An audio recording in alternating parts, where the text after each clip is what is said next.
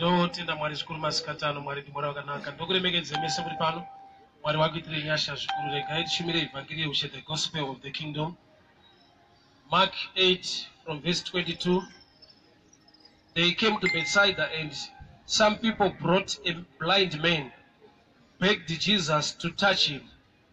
He took the blind man by the hand, led him outside the village.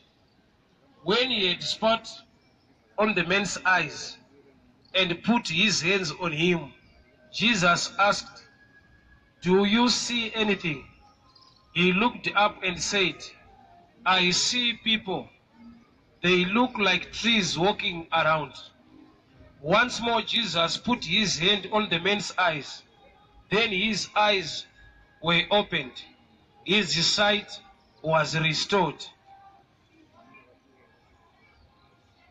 Then, I'll repeat this one. His eyes were opened, his sight was restored. Then he saw everything clearly. Jesus sent him home saying, "Do not even go into the village." And Namate, Father, we thank you for your word. Speak unto our lives. Instruct us. Empower us. Correct us. For the glory of your name. In Jesus' mighty name. Amen. Nyaya ndiye murume wakaporeswa naJesu. Chakaitika hama dzake, this man was blind. So hama dzake ndo dzakauya naye kuna Jesu. Hanzi vakauya naye kuti Jesu ambate so that he could touch him. So vauya naye kuna Jesu. Jesu ndokubva abata murume neruoko, and he led him out of the village. Vanhu vauya nehama yavo kuna Jesu kuti iporeswe. Jesu ndiye anoporesa zvechokwadi. But Jesu ndokubva aita action yavanga ichiitwa nevanhu vauya nemunhu kuna Jesu. Pavauya naye they were leading to Jesus. But vasvika kuna Jesu, Jesu ndokubva amubata. Just come my brother. Jesu ndokubva amubata ruoko. Bible rati, and he took him outside the village. Ndokubva andopfira mate akamunamatira. Varega nditangire ipapa. Vanhu vauya nehama yavo kuna Jesu. Hama ndokubva yasiwa iri mumaoko aJesu anoporesa. Ndokubva yaita a moment or a time or a phase yekuti yakafamba naJesu anoporesa, but isati yaporeswa. Zvekuti yaigona kubvunza kuti ko ndianipo wandinaye izvezvi. Jesu obva ati ndini Jesu weNazareta anosundudza mapofu. But Jesu ari kuita the same action inoitwa nevanhu vasingaporese. Vanhu vasingaporese bofu, they only lead the blind man. Ndozvinoitwa nemunhu anoziva kuti handina simba rekunamatira kuti munhu aone. Saka akasangana nebofu anoribatsira in this way. Anoritungamirira, he leads the blind man. So pavauya naye kuna Jesu, Jesu waita the same action. He is also leading the blind man outside the village. Ndi Jesu anoporesa, but watanga nestrategy inoitwa nemunhu ari ordinary asingaporesi. Zvekuti bofu iri by experience, thank you of God. Zimwe nguva rakanzwawo nyaya yeblind Bartimaeus kuti asangana naJesu akanzi receive your sight ndokubva atanga kuona. So murume uyu by experience kana akanzwawo kupora kwerimwe bofu, kana ari Bartimaeus wakapa testimony, bofu riripo rakangoziva kuti musi wandinosangana naJesu achangonditi receive your sight ndobva ndaona. Ndo pane danger yekunamata neexperience kana kuti kutora testimony to become a formula. It's dangerous to take somebody's testimony and make it a formula ye breakthrough yako. Vanhu pavanopupura vari kuzivisa vanhu zvavakaitirwa naMwari. Kwete kuti ndo zvese zvinoita Mwari akasangana nebofu, ndo zvakaitirwa rimwe rasanganikwa naro naMwari. Testimony haisi formula. Testimony inenge advert kana kuti chiziviso chekuti pana ndiri bofu Jesu akasangana neni akati receive your sight ndikaona. But Jesu yeye haasi limited kuti ndo the only formula to deal with blind people. Sometimes pana John chapter 9 wakapfira mate pasi akakanya ivhu akazora munhu mavhu kumeso, munhu akamutuma kunogeza kuRiver Siloam. ana Bartimaeus anongoti receive your sight. With this man atange ne healing. Anotanga nekubata munhu wofamba naye sekunge is not able to heal. And this is one kuparitsa. There are times that Mwari wakauya, but God is treating you like how some people were treating you before. Nokuti kana munhu achitungamirira bofu achifamba naro, onoricheta kuna Jesu. Jesu oribata, ofamba naro. Jesu afanana nevanhu. Zvekuti dzimwe nguva unofunga kuti haasiri, nokuti wakaudzwa kunzi akatosiyana nemunhu, iye anongoita zvake saMwari. So this man ari kulidwa naJesu outside the village. Ini randakazwa nerandinotenda nderekuti hakuna nzvimbo Mwari asingagone kuita chinhu, which is true. Anyway, at any time, at any place, God can bless you and change your life. But the statement iyo yekuti anyway, chero kwauri Mwari anokukomborera, I have truth, and I will explain why I call it half truth. And nokuti nema that I have truth. Nokuti kana achiita panzvimbo dzese, avatsano vanonorapirwei outside the village, kana iye ari powerful in any village. Which means that there is a mystery concerning the place.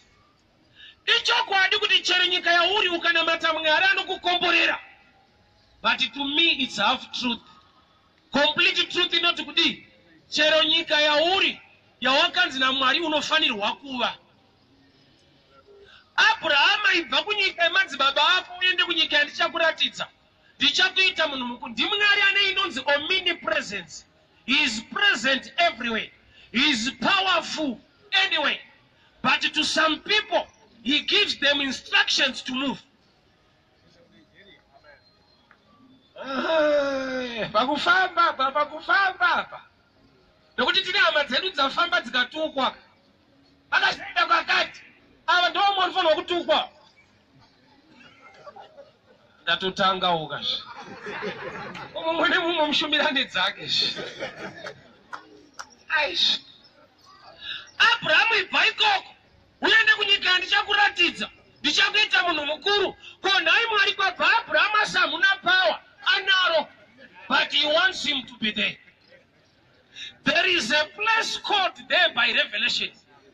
Naturally everywhere kunoita. But spiritually by revelation you need to be somewhere. Jesu yani power ndikuparitsa. But anakuporesa munhu pakaunzwa munhu. Bible rati akatora munhu wakaenda outside the village. And after healing yacho, he instructed the men not to go back to the same. Sakanuchkei. Aiwane power ka. Andi kuti kana ukaenda vanazvaona kuita uporeswa neniso hapana. Anototi nyangwe ndiri ndichaenda kuporesa. Uko akuendiko. So a place matters most. In terms of revelation. Naturally you can be anywhere. Spiritually you must be somewhere. Abraham aibva ikoko. Uende kunyika ndichakuratidza. Ndichakuita munhu mukuru. Koiniite ikuno kamune pawe imimi kwese. Kuno kumatyei. Hakuna chambotyiwa. Okay. So Jesu wabata munhu ruoko. Vakubuda naye muguta. Zvaitwa naJesu ndo zvaitwa nevamwe vanhu kune murume uyu. Kurati pamwe pacho unofungidzira kuti hauna Mwari. Nokuti sofa Mwari ari kuita newe zvinhu kunge mumwe munhu. Paakabatwa ruoko naJesu achilidwa kubuda muvillage, ndo zvaaitwa pabva kumbana anatsano vake. Vamubata ruoko vakamulidha to Jesus. Saka zviri kuitwa naJesu is the same action. He was led by people, and this time he's being led by Jesus, and the man is still blind, but with Jesus. Papa, ndo pakauresa umwe moyo akatomga waripindirai akanzwa sekunga hapana Mwari. Nokuti akaudzwa kuti ndokunzi akasangana newe pane chinofanira kungodai chodai. But there are times zekuti akasangana newe unofamba usingaone uinaye. Iyo kavhesi. Famba usina kana sendi una Mwari mwedzi wevhesi.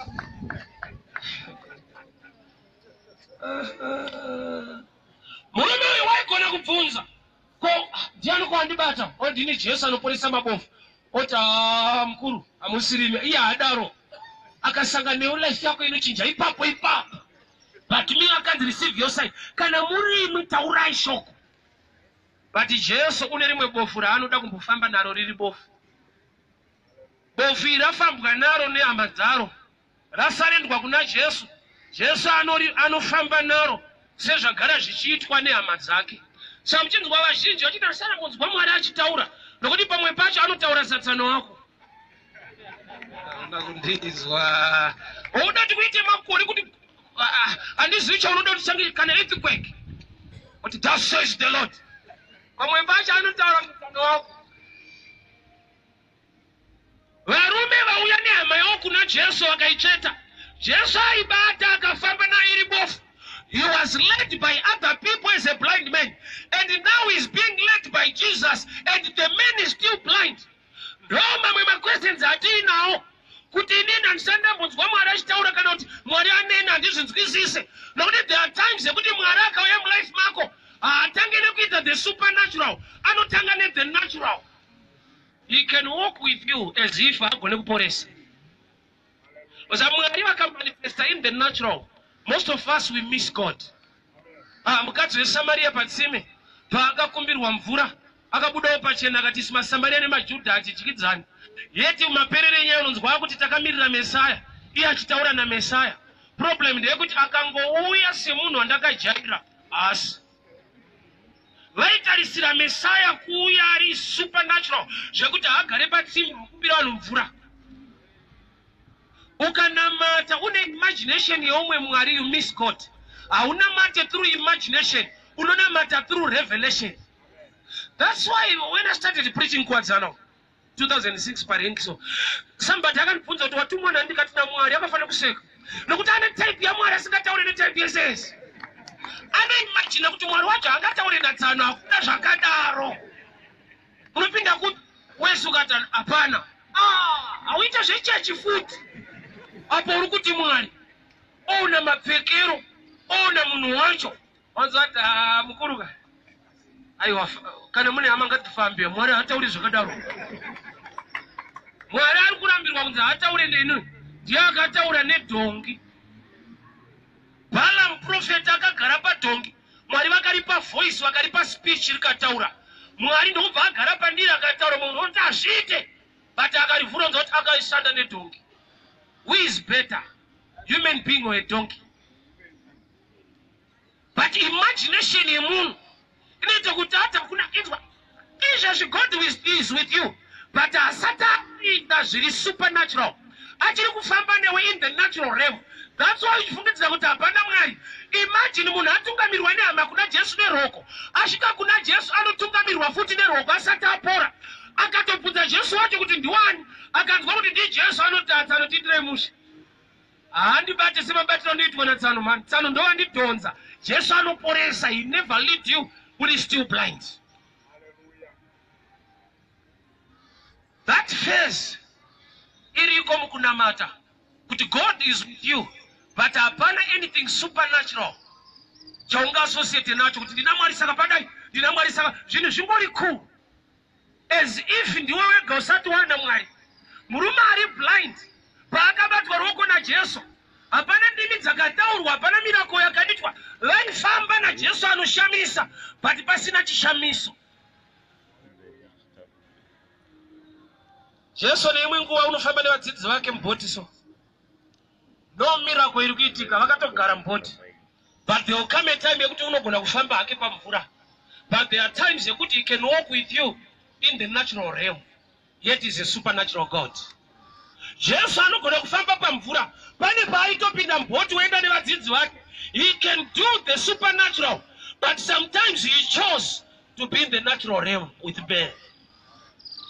Zachinoita kuti ufungidze kuti hauna Mwari inyaya yekuti une zvishamiso zvawakatarisira, but there are times yekuti his presence unogona kusaiziva nokuti hapana anything supernatural, but he's there.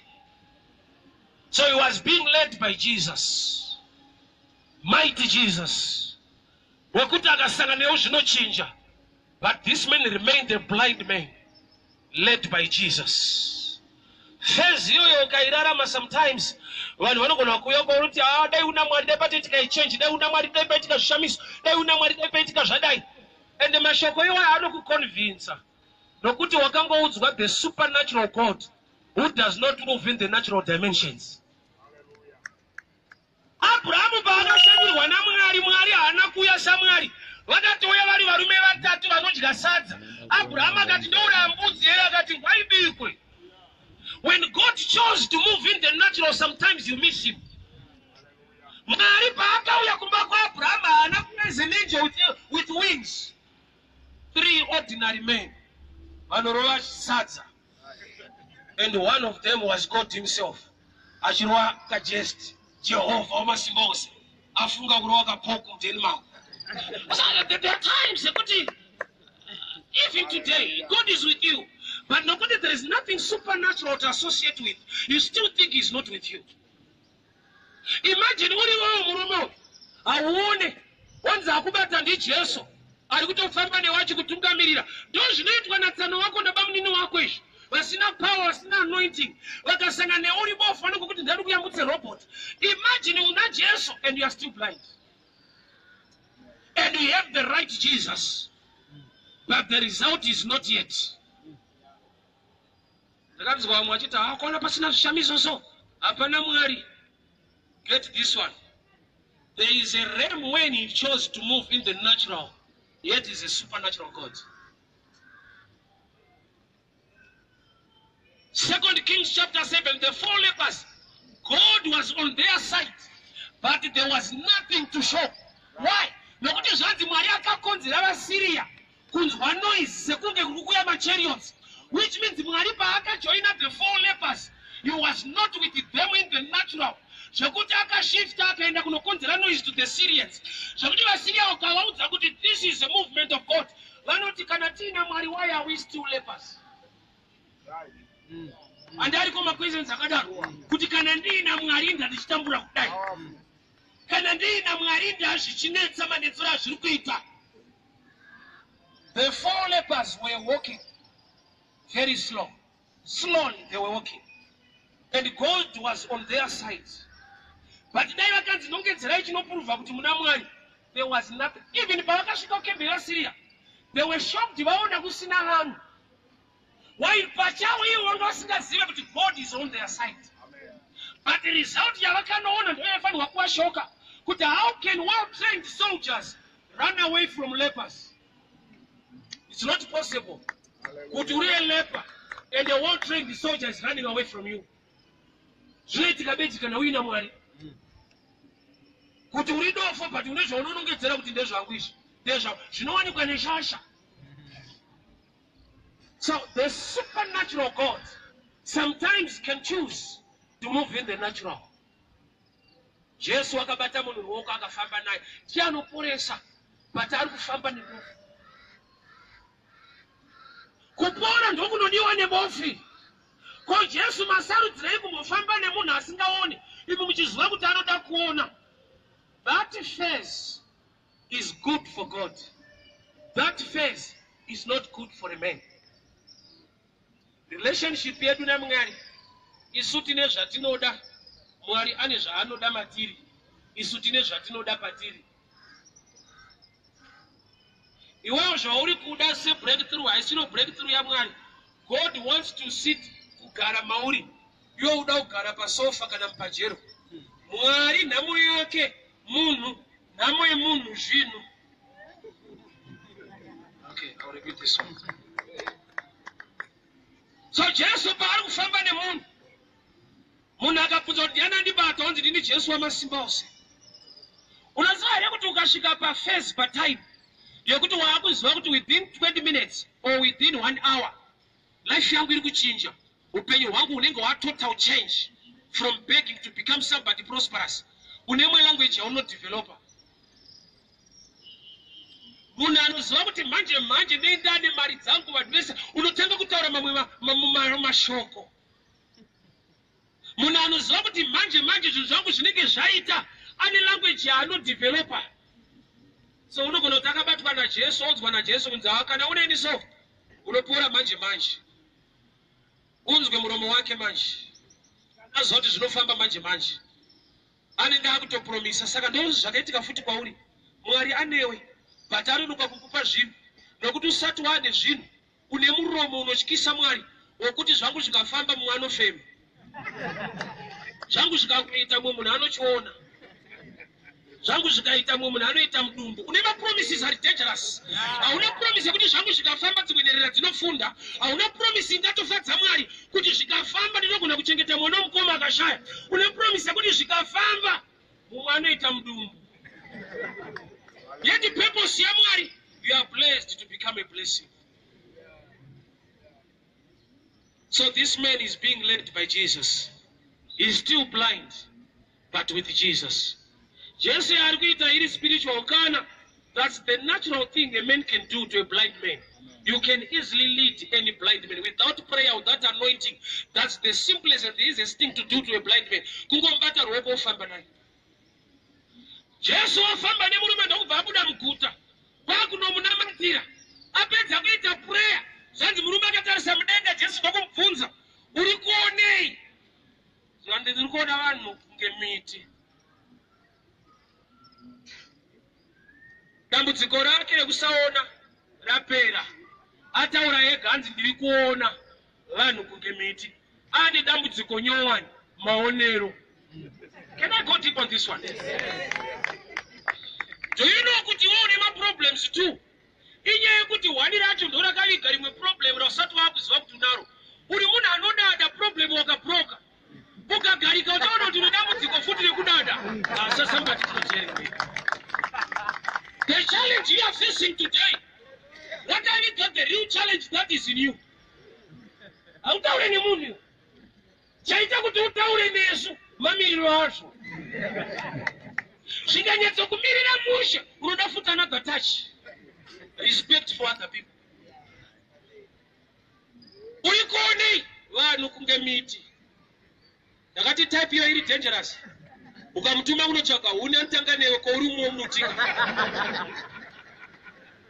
This statement simply means munhu ane muonero wekuti it does not respect others. That's so dangerous in life. No matter munhu uyu haumuzive kana kuti unofungidzira kuti hauna chaunoda kubva kwaari, you still need to respect people.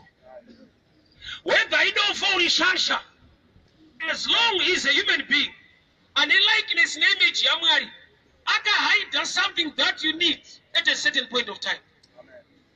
Nasu ungangoshaya chaunoda maari.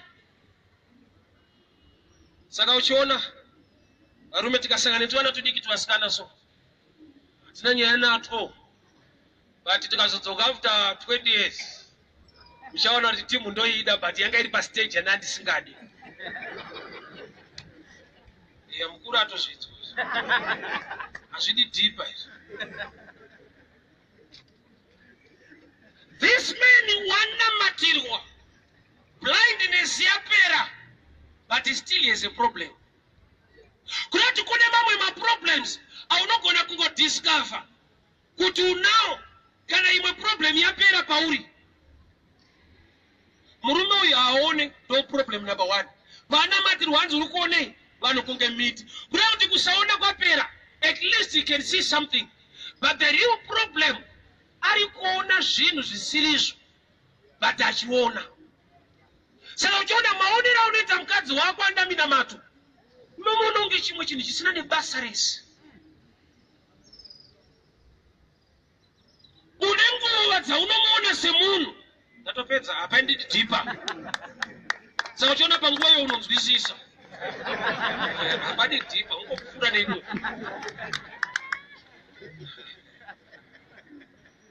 Uri kuonei maonero kwete kusaona. So kusaona ringatova dambudziko kuvanhu, but dambudziko hombe pamberi paMwari kune maonero asina kunaka. Vanhu kunge miti. Miti ndekuvisa moto, kuda kuti hapana kungopisa. So Jesu ndokubva amunamatira zvakare, ndokubva sight yake yaitwa restored. Kuda kuti kune imwe challenge yekuti the devil is taking advantage yokuviga rimwe dambudziko mune rimwe zvekuti hautomboziva kuti une 2 unofunza kuti une 1. Izvo zvikushaka kwauri kuita mari une reason 1 iri genuine, economy uye mari haisi kutenderera. Kuti utoziva kuti une mweya wokusabata mari yacho hauchatombouziva nokuti kune system yaunotofungidzira kuti ndo yakakubata, gamba chakatokubata chawanda nesystem. Oh, can I go deeper this way? Mukadzi aiva the issue of blood paakanamatirwa naJesu, ichokwadi shoko rinoti ropa rakabva ramira. She was healed. But the real revelation, ropa harina kumira kubuda, rakatanga kubuda sezvarinofanirwa kuita. Nokuti rikatomira atone problem, apedzerwa problem. Can I preach to people who are in here?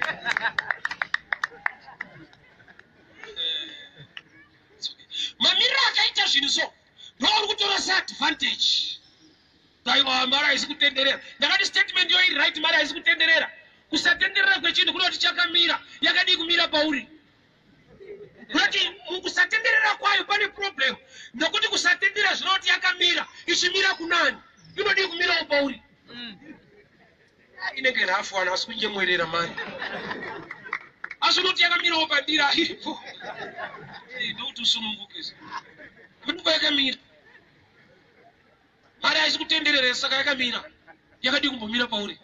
Kureva kuti kune imwe mweya yetsvina inotora advantage yesituation zvokuti wega unopedzisa usaziva kuti uri namo 2 unofunza kuti une 1. Kune challenge yauri kufesa today, but yakaviga the real challenge yairi mauri. So Jesu kumurume uyu wakamunamatira akati uri kuona izvi kanzi vanhu kukamiti ndobva vamunamatira futi sight ndobva yava restored. After blessing, after healing, he was given an instruction which is very strange. Do not go back to the same village. Chatanga kuitika, abviswa from that village. Aporeswa, and do not go back to the same village. Which means Jesu paatanga kutobvisa munhu ane chaanotisa chiri more dangerous. Even kumunhu akaropafadzwa ari muenvironment iyoyo. Unoziva here kuti level yako nereasoning yako ndo village yandikutaura ndo environment yekuti mukakomborerwa nhasi nemari zhinji unofa. Kusvika mabuda mumweya iwoyo ndokuti Mwari vakupei zvinhu, ende kana vakupai havadi kuti mudzokere mumweya iwoyo, nokuti sofa chakakusaraunda ndechekuti zvikafamba unofa. Nokuti wakasaraundwa nemindset yejoy, not responsibility to the family. Une zvauri kutofunga kuti zvikangodai sodobva ndadai ndevamwe vangu. So Mwari vakada kukuropafadza vanongobata ruoko voti budai mumafese enyu. Nokuti as long blessing ikauya muri muarea yemafese ako aya ndaona wavigwa. I always tell people the devil haashandise one weapon to attack. Inozikanwa nevanhu iri popular poverty. He can also trust riches and success to destroy people. Wakaipa hashande nenhamo bedzi kukanganisa vanhu. Saka uchiona kuti mugadheni reEden akashanda neeating kwete starving. Vanhu vakabuda mugadheni vaguta, haudze nhamo pese pese, pamwe pacho anotokugutiswa kuti ubude. Vakabuda mugadheni nokuti vane nzara, vakabuda nokuti raparidzwa napastor snake rinogutsa. Satani paakapinda munyoko wakaparidza deliverance isiri deliverance, akauya kuzorerutsira vanhu kuti inda kudzvanyirirwa. So vakanzi musadya, kubatirirwa. Anototya Mwari kuti mukadya munofanana. Advert yake pamuti haisi kuti mukadya munobuda. Wese ada kurasisa vanhu havatauri zvinorasisa. Munotozodiscover marasika kuti takarasiswa. Amboti ndiri kutaura muchapesana naMwari hamuna mati. Anoti ndiri kutaura ndo chairo. Kudai kwese kumatsotsi uyai pashoko chairo. Motozoona kuti chairo tabuda futi naro. Hama dzangu, chine manutrients chinovaka muviri chii-40 kana kuti mukaka. Mukaka pachinonyanyotengwa chii? kuna akaigona kuitsanangura. Advert yechinhu chese haitaure zviri negative. Hear me very well. Success yakavigwa naMwari mulife mako ine chekuita environment. Environment yandikutaura mindset. The way you think, it becomes an environment. How powerful the environment is. Ukatora no matter seed mbeu yechibage yakanzi early maturity inokasika kuibva ukaikanda pa concrete apo inogona kuita 6 years kana kuora iripo. Hazvina kuti zvakunzi early maturity kunyepa. Zvine chekuita environment kana iri conducive for the seed to germinate. Environment yako is the word that dwells in you. Shoko la Mwari likapinda mauri rine chekuita nerakapinda mauri. Somebody is not hearing me. Shoko langu rinoti, you just come. I always do this. Faith comes by hearing. Romans 10:17. And hearing by the word of God. Faith comes by hearing. And hearing by the word of God. Raise your hands. And I'm not my hearing, I had too. Faith comes by hearing. And hearing by the word of God. Kutenda kuno kuyende kulamba uchinzwa. Kuyende kulamba uchinzwa. Shoko la Mwari. Which means the word that is in you. Dori no dila ne word rapinda mauri today. Kana leo muraka resist arine doctrine anti chamwari chataurwa. Azviti kuti kuve ne faith. You become rebel. Why? Nokuti already the word in you. Rino buy a room to the word that is coming today. Kana usingatendera uya nhasi. Nekuda kwekuti mauri makadyarwa rekusatenda. How develop a faith. So faith haisi panyaya kuti raparidzwa iri warinzwa. No. Randaparidza ukarinzwa uite faith, unoita understanding. Chino create a faith is the word of God in you. Inokupa manzwiro. Explain in example. Mashoko anonzi madimikira. Mashoko anogona kunzwa nemunhu ati kurei. Shona inoti akuruma nzeve ndewako. Ukaudza mukuru anoziva kuti akupa zano ndewako. Ukaenda kumfana asati akuziva chinhu kuti akuruma nzeve ndewako. Anoswera akurumo. But chirikuita kuti arumwe anzwa zvandataura kuti akuruma ndowako. Saka anongotsvaka kuti uri wangu rimboruma. Kureva kuti rataurwa ndora ari kuekita naro. But handiro chairo. Anofanira kuekita nekuziva kuti zvinorevei. Saka kuziva kuti zvinorevei zvine chekuita nematurity more than hearing. Amen.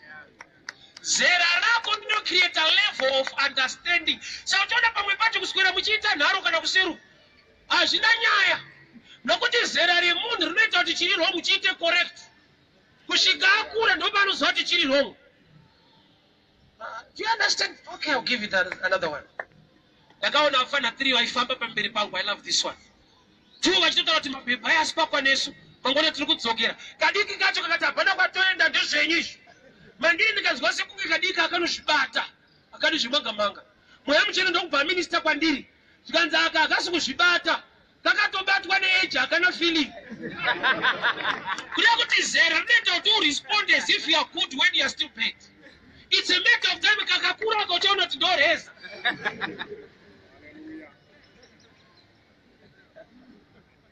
Asatoona kune mumwe munhu unofunga kuti yakazvibata aite musikanzwa. Kamba akatobatwa nemamiriro ezvinhu. Mwari akaibata uchaona kuti ndo vakuru. Kumwe hakusi kuzvibata akubatwa nemamiriro ezvinhu. Umwe unhu isituation kwete unhu wemunhu.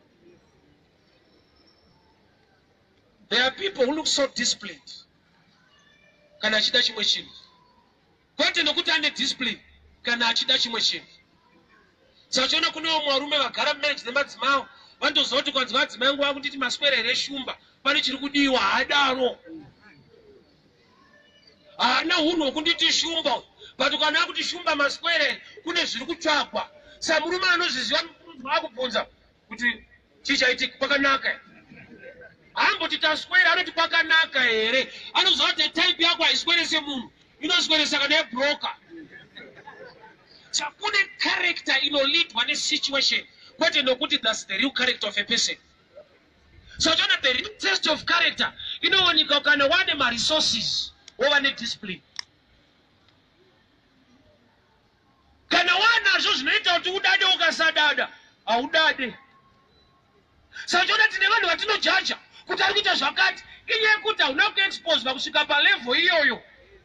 Nokuti level yaari ine zvinotuma kudaro. Right.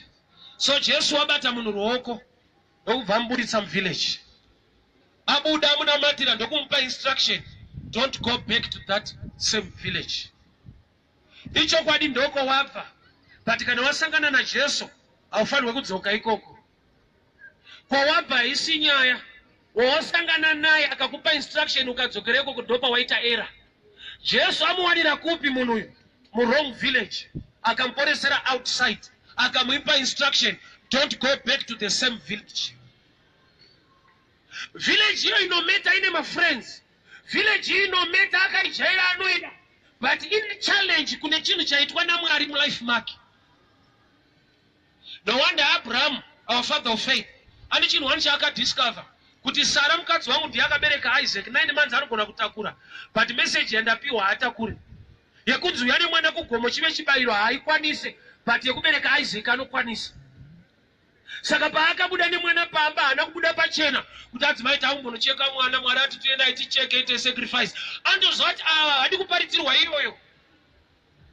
Oh, can I go deeper?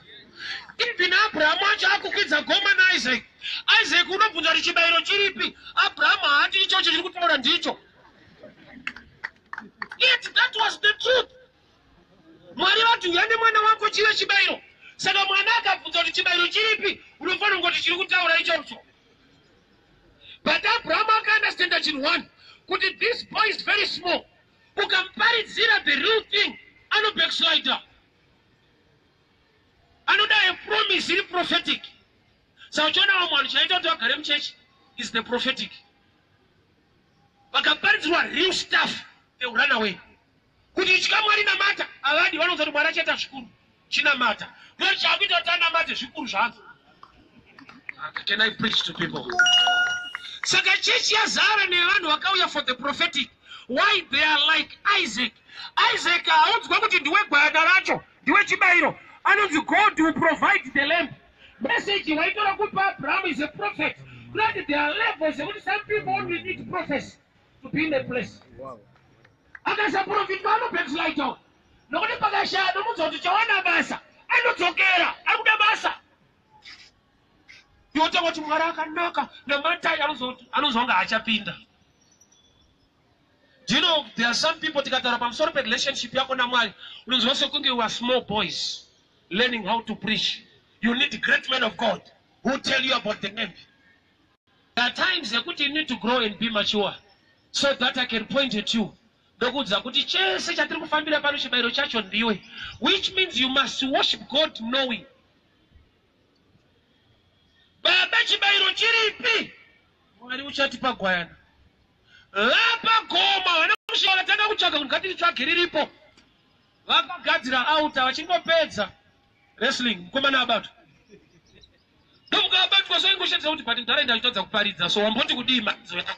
Osa there are times yekuti ukaparidza kumunhu asati amachua anosvika imwe stage yaanonzwa kunge ndinoda kutomubatirira. Yet Abraham party God will provide the lamb. He knows that it's after the process of providing Isaac. But the type ya Isaac ukasaisunga inotiza haugone kuudza chigara apa. Ubata banga kuti chigara. Anouza kuti aiwa mudharara maparidza ndorenda mirira voda kuiona gwayasha. But Abraham paakabata Isaac ukamusunga ukamisa paatari yake. Abata banga Mwari ndopa wakatiregedza. Kureva kuti Mwari uyu ari kuprovida zvaapromisa prophetically but through a process. Havana kuti vasvika pagomonzi ngatitsvake Mwari hainyepa hamino pariri gwaipapa hauriona ukaritsvaka. Unorioneswa usina kutsvaka kana waita zvaanoda. Saka uchiona une zvinhu zvauri kutsvaka enda hausi kuzviwana. Nokuti chawaifanirwa kutsvaka ishoko rake kuti uriite. Kana wariita ucharatidzwa kwete kutsvaka. Abraham haana kunzi naMwari wabata banga regedza ndikatsatsvaka akandisimudza meso ako ndokubvaona kureva kuti gwanda racho hauritsvake ende hauribate nokuti bhaibheri rinoti ranga rakatobatwa. Can I shock you? Zvinhu zvako zvakatobatwa but iwo ndosiri kuda kubata zvake nokuti zvake ndiAisaac ukabata uchaona kuti achakuratidza zvako zvakabatwawo. That's why I love the prophetic life yaAbraham. Anzouya kugomo naMwari wakatakura huni yeti kwandobva kudomboshawa kana tichida huni toenda kugomo, but Abraham anzouya kugomo akaenda nehuni. Isu kwedu kwatinobva tikatoda huni toenda kugomo. Imagine ane shinga rake for 3 days muroti, vanhu vakabvunza kuti muri kuenda kupi, oti mugomo, nzi tura unofirei dziriko. Okay, I need to go deeper. Mwari vanoti kuna Abraham, uye kune rimwe remakomo randichakuratidza, which means Moriah was a mountainous place. Yet at one of the mountains that I'll show you, which means Moriah was a mountainous place, but God was supposed to show Abraham a certain mountain. We are living in times, you put the land of Moriah, my church, I wonder, but a problem of the church, and church.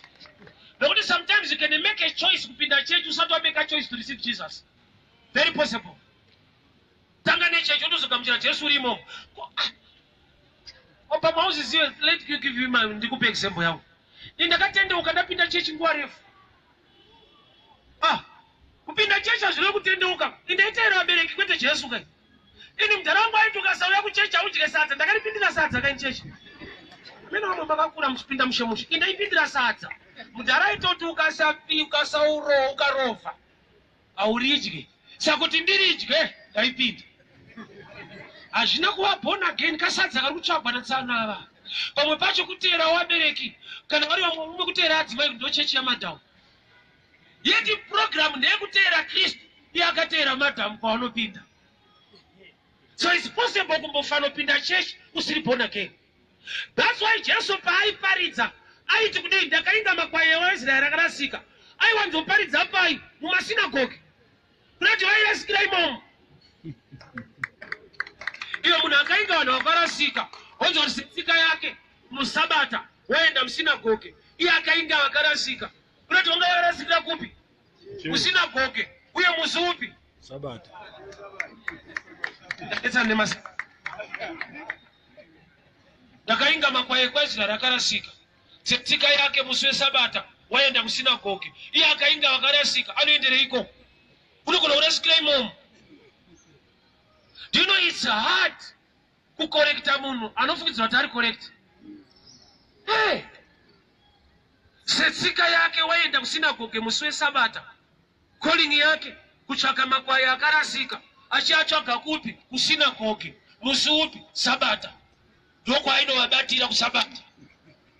Ukatozoona aimo manje ainetsana nawo kwete kuti vaiwirirana naye kuprova kuti vakarasika vaita nharo naye imomo.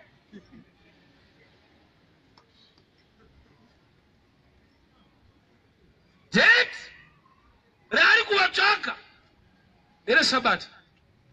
Okay, I need to go deeper. Mark 16. Vakadzi vakaunganidza zvinonhuhwira mafuta vachida kunozora mutumbi waJesu Sunday morning. Vakasvika amuka. Jesu haana kumirira mafuta akamuka. Why? Nokuti mafuta akanga apiwa kudhara nemumwe mukadzi anonzi Chifeve. Ukamutsvaga uchisiya shoko rake pasaidha umuwane iye neshoko rake vamwe chete. In the beginning was the word. The word was with God. Kunati iye paiparidza aiti kudii nezuva retatu ndichamuka. Saka akapinda muguva Friday, Saturday, Sunday anofanira kudii. Saka kana akati nezuva retatu ndichamuka, imi moronga nezuva retatu kunomuona. Kureva kuti makatadza kubata zvaanotaura. Ende chakutadzisai kuti mumubate. Inyaya kuti Saturday hamuna kuuya nokuti iSabata. Saka pamwe pacho Sabata ukaribata umubate muridzi waro. Saka uchiona pese paunoparidza unotaura Saturday kwete Jesu nokuti hausati wamubata. Wakabata zuva.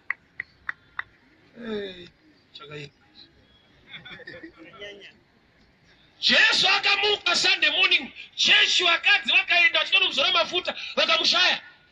Kwavadi kuuya Saturday nokuti akataura 1 kuti nezuva retatu ndichamuka, which means next day rake Sunday. Saka kuti mumuwane you must come Saturday. Vachaita kuti Saturday vasaende iSabata. Saka pavabata Sabata ravabata havana kuzomubata. Sabata uri ngwarire. It's not about Saturday, it's about Jesus in any day. Iko kwacho kumanje kune problem hakuna ma days. Hey, time is on earth. Iko kwa kuna ma days hakuna time. Time is an earthly thing. Iko kwa kuna nguwa. Saka kone Mwari akatanga kusika nyika ana kutanga Sunday kana Monday kana Tuesday. Bible not akatanga musi akatanga rikava zuva rekutanga. Chingani idhera akatanga ndo dhera racho. Ndiro rika Bible. Arina calendar. Calendar is a man-made thing. Saka Mwari wacho achinamatwa mumweya. Ukamunamata in the natural, you look for him in days. Unosara kuti married month. John 11:25. Jesu atoti ndinofara. Lazaro wafa disipo Jesu auya. Vanoti tinotenda kuti hanzvadzi yedu ichamuka, zuva richamuka vakafa.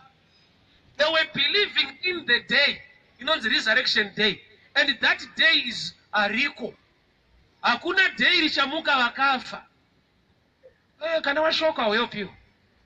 Nokuti Bible rinoti iye paachauya, Jesu paachauya, vakafa vachaita sei? Vakafa vachamuka day raachauya. Saka day racho harisi day ndiye. Akasauya harikwane. Kurati rinokwaniswa naiye. Iye ndiye day. That's why kuna Mary akati, I am resurrection and life. Resurrection is not a day, is a person. Kumuka ndi Jesu kwete day. Iye paachauya vakafa vachamuka kwete zuva parichakwana. Which means we need to know more about him than days. Alright. So murume akaburiswa muvillage. Aporeswa akanzi don't go back to the same village. But ndoko aigara, ndoko akakurira, ndoko akaswera. Yet environment iyoyo inomudinaya kuenjoya the blessing yaaitirwa naMwari.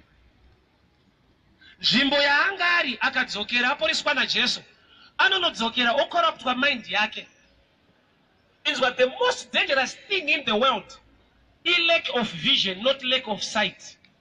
Paul Matalire was a blind man, yet he was a band leader. Mubendi rake mune vanhu vanotoona vaitamba kumberu wamwe chaja mari kutoko bendi rebofu. Kureva kuti bofu rine vision zvakuti vane sight vangatopinda basa kuvision. The most dangerous thing is lack of vision, not sight. Vision is the sore pfungwa. Saka Jesu pamuti don't go back to the same village. Asi kuti ukadzokera unoita bofu. Ari kuti uchiona kudai hapana chinofamba. Sight is not everything unless you get the vision. My people perish because they also lack vision. Aone. Chiri kuona pa isi sight. In knowledge, in mind. Don't go back to the same village. Sometimes your village is your friends. Your village is the kind of knowledge you have. Whereas sometimes your village is your church. Ibaba nambo tibudayo inda ngoti sometimes it's your church. Nokoti yenyu zvimwe zvacho zvauri kuitirwa naMwari haibvume. Inoti vanhu vanotambura panyika ogarika kudenga. They believe we are heavenly minded and earthly useless, which is wrong. We are heavenly minded to dominate earth. Nyika nekuzara kwayo ruoko rwaJehovha.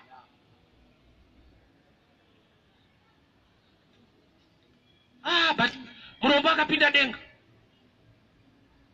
Ari pachipfuwa chababa Abrahama. Akatonzwa kuti Abrahama anga ariko futi. Verenga Genesis 12. Abraham was rich in silver and cattle. Kwete dzepamwe ya mombe dzinofura. Genesis 13 vakatonetsana naLoti mombe dzawandisa kwete mweya kwete ndini mombe. Yeka ne mombe hoba ari kuti shamwari yaMwari. yoda kuita shamwari usina mombe. Because Job akatambura but akaramba aina Mwari. Ukaverenga magumo enyaya yaJob akapiwa zvinhu. Job waunoda iwewe ndiye anokwenya ari pakati. Anotanga asingakwenye okwenya oregera. Inda uchida Job wepakati.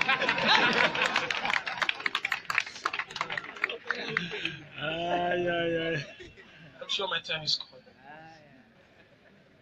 Sometimes the village is the type of friends surrounding you, and also the church. John chapter 5, muruma simuti wapa Bethsaida. Akanzi naJesu carry your mate. Kubuda apora. Akanzi na vanhu vatakurira imate. The most dangerous people were church folks.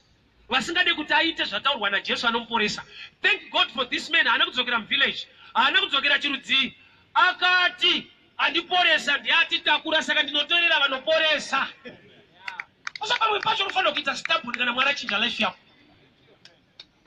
Andiporesa ndiati takura. Imimi mukanditisiya ndiporese indi reverse. Bandine makore ndisingaone. Ndichikuteererai. Uyu kana ndakuona kanditi takura. I'm sorry, ndotakura because ndoda kuona. So the village of this man was the type of church I attended. Baba namboti buda yenyu nangoti wega unofanira kunzvera kuti yedu haisi village. Inenge inoramba zvinoitwa naMwari. Yedu haizviite zvishamiso, inongotaura shoko chete. If you believe, signs and wonders will follow you. Some are prophets, some are evangelists, some are teachers. Yedu haiprofite. That's a dangerous village. According to the scriptures, some are prophets, some are evangelists, some are teachers in the kingdom of God. Kuna inunzi fivefold ministry. Mukangoda form of visa one, that's a wrong village. It kills you. Not the prophecy edifies the church, does not kill the church. It edifies, inosimbisa. Kwete kupaza. Zvekuti munhu aporeswa vanhu vavo panyika unongofawo so unoenda kudenga. Jesus was anointed to heal. Ukaona inoramba healing, it's a matter yekuti leaders ako they are not sick. Rimwe vhangeri harina value kenzwa munhu anemba akanzwa pachipari kunzi receive your house anoti vafundisa mazuva ano nokuti iye anayo kuroja bhurura hakuite amene kana kuchikuitira ini ndanzwa wasakana uri roja pakangoitika kana mess kutoilet ndiwe you're wrong